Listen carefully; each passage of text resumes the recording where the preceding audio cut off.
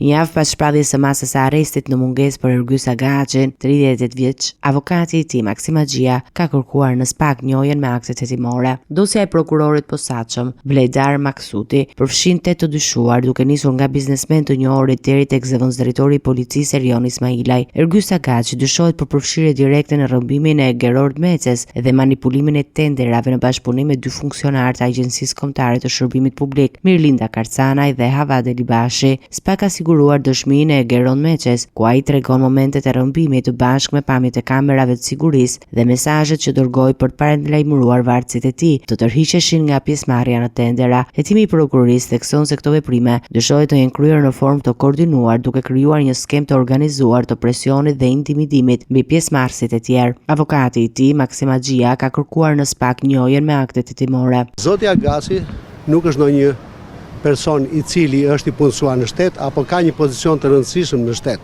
Përkundrazi, ai është një person i cili ushtron një veprimtari biznesi me miq dhe me bashkëpunëtor, jo vetëm Ermalin, por edhe të tjerë, gjë që unë me sa di unë dhe me aq sa njoh unë dhe ju, se ju tashmë jeni bërë profesionista, nuk ka në kodin penal ndonjë vepër penale për të cilën duhet të akuzohesh për misit apo për bashkëpunimin apo iniciativën e lirë. Duhet bëjmë dije që zoti Agaçi nuk ka asnjë aplikim asnjëherë në biznes, në tendra të tilla të akshit, sepse në të gjithë veprimtarinë e tij